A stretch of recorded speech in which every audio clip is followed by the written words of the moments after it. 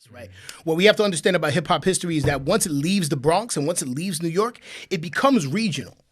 Right? When it goes to Atlanta, they're no longer listening to KRS-One. They're listening to whoever's in Atlanta. When it goes to Miami, they're listening to whoever's in, and particularly the Bay. They're listening to who's in the Bay, right? There's artists who are like almost millionaires in the Bay who you've never heard of. Yeah. You probably won't because they're insular to that community. Right. So hip-hop becomes this amalgam of these various geographic locations and communities. And you got to kind of chalk it up. We are a culture that, unfortunately, has not put the what's the word I'm looking for? Has not put our history at the forefront of our priority, right? So we can knock NBA Youngboy for not knowing who Nipsey Hustle is on one face, but then on the other face is who's teaching him. You should say that. You should say that line again. It was we're not putting history. Yeah, we're not putting history at the forefront. We're not making it a priority in our culture, right? Yeah. That's kind of one of the bigger. Some guys are, but maybe not enough. I mean, the older heads are, right? Because it's the old M's men and the J's. Yeah, it's like the old men saying, "Hey, respect us." Who come from those guys? Exactly. You know what I'm saying? But it's not like the younger people saying like, "Yo, I want to go back and listen to what was going on in the '80s. Let me listen to Run DMC and let me listen to Beastie Boys and see what that run was. Let me listen to early Scarface or early Jay-Z. You know what I'm saying? Killer. Ghostface. Mighty Healthy. That's one of my favorite songs. Yeah, like for you to be able to see that trajectory and be able to kind of pinpoint, okay, this sound influences this, Supreme Clientele influences Kanye, Kanye then gives, like, to understand that lineage completely informs the way you create and completely gives you a new appreciation for the culture. Yeah. So if that's not at the forefront and that's not made priority as a cultural norm, you can't knock NBA Youngboy. I said it in a song once, I said, if you don't teach them to speak, how can you blame them for mumbling?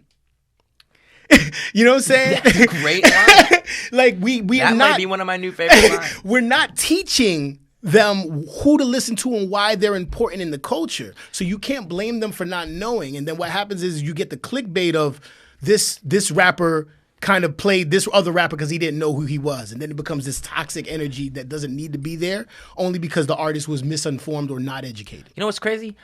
Only until recently did I not know that New Godflow by Kanye and Pusha T was Ghostface Killer's Mighty Shake Healthy that sample. Body. Yeah. I didn't know that until I should have known that a lot earlier. Being as I claim that I love hip hop so much. You know what I mean? But like, then again, like, who's teaching me this? Like, I had to hear it myself and be like, wait a minute, where else did I? I didn't know if I Ruled the World was Houdini. Right, Houdini. You know what I'm saying? Friends. Like I didn't like nobody taught me that. And like what's funny now is like we kind of Houdini was wild. Yeah, it's really crazy. Yeah, but like. What's funny now is that like a lot of these younger artists are sampling old like 90s R&B or even 90s rap and they're remaking the beats, right? Yeah. And they're knocking that, but we have to recognize the 90s was 20 some odd years ago, right? Artists in the 90s were sampling artists that dropped that song 8 years before. It wasn't even that long of a gap, right? When MC Hammer comes out with You Can't Touch This, Rick James put out Super Freak in 8 years, only 8 years before that. Right. So nobody was, like, you have to kind of learn that. Like, and I learned it just by happenstance of listening and going back to like Rap Attack and Magic, like you just gotta listen. Like you just gotta listen to it, right?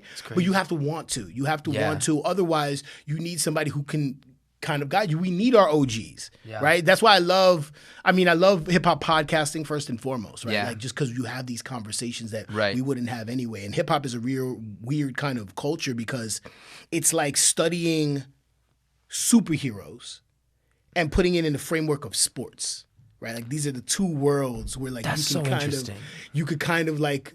There's so many athletes and there's so many superheroes and they all have their own powers. And I like Spider-Man because he does X, Y, and Z. I like Superman because he has X, Y, and Z. And we don't say, oh, Spider-Man sold 50,000 copies of that one edition and Superman sold 100,000, so he's shitting on Spider. Like, we don't say that about them. Right? We say it in our culture, even though it's different. NBA Youngboy and what he does is amazing for his generation and for the experience he is speaking to versus a KRS-One. And I think that now in our current climate, hip-hop is about selling a lifestyle. We're no longer selling music, right? Music is the cheapest. It's the entry point by which you're exposed to a lifestyle. But within that lifestyle, there's certain personality archetypes. So artists are fulfilling an archetype This is the cool kid. This is the nerd. This is the this. This is the hypersensitive. So you're filling it in, and you're creating a fan base based on people who appreciate that personality type. Yeah. Either they are that or they like it. You know what I mean? That's wild. Is that